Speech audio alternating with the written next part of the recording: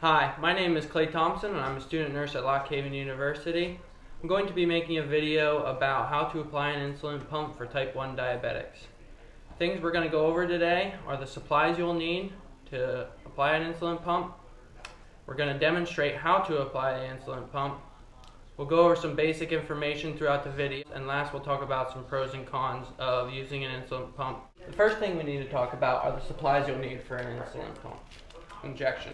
The first thing you'll need is obviously your insulin pump, whichever type you may use. The second thing you'll need is an insulin reservoir, which will hold your insulin for 3 days. Third thing you'll need is your infusion set, which actually injects the catheter into your body. And the last thing you'll need is some insulin. The first step in applying your insulin pump is filling your insulin reservoir. How much insulin do I put in the reservoir? Well, I'm glad you asked. The thing you only need to do is use enough insulin for 3 days, and that's for a couple of reasons. After 3 days, the insulin in this reservoir begins to crystallize and it becomes ineffective. To fill your insulin reservoir, you're going to have to get your insulin, and here on this blue cap has a little needle on top. Just pop the insulin on there, like so.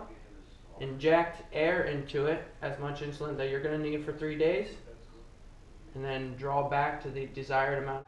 After you've filled your reservoir, you're going to want to connect your reservoir to the infusion set. First thing you're going to do, pop the cap off your infusion set.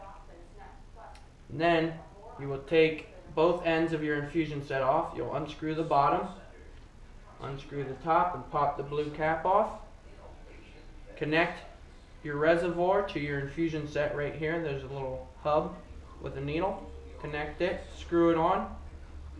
You will then unwrap this catheter here, and that comes in various of different sizes. Mine's 22 inches long. It's pretty big.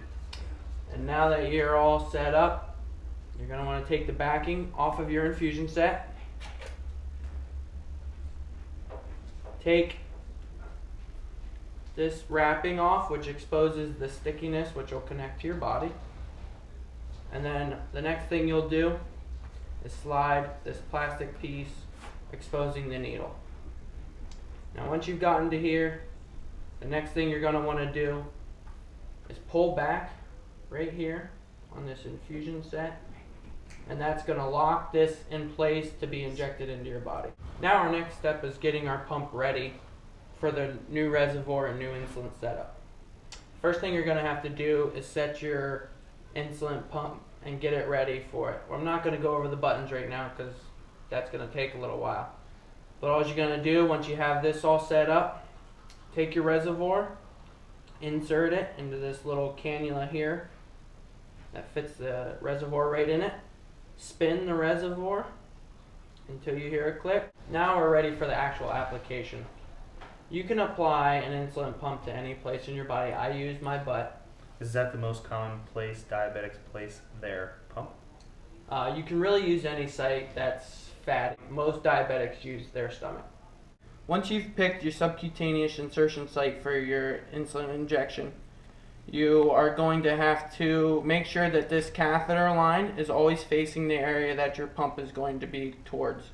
Mine's in my pocket. If it's facing the opposite way, a lot of times it's going to kink and then you won't get the insulin. I cleaned it with an alcohol pad, and you're pulled back here. You're all ready to go. All you're going to do is put it over the site you want it.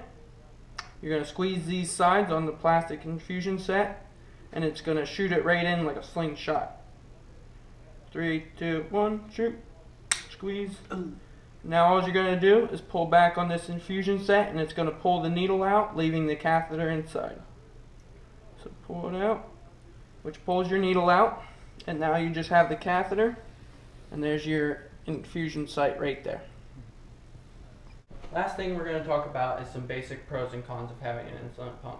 I find that the list of pros extremely outweighs the list of cons.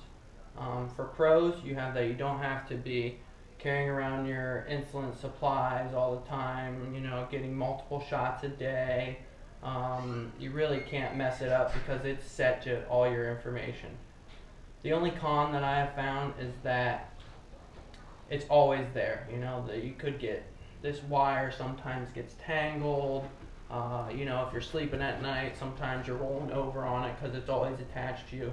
Sometimes it's just a little inconvenient, but that's the only con that I've found. Thank you for watching my video on the insulin pump and the supplies you need, the pros and cons, the basic information, and the setup of an insulin pump. I hope you learned a lot. If you have any questions, please comment on this video.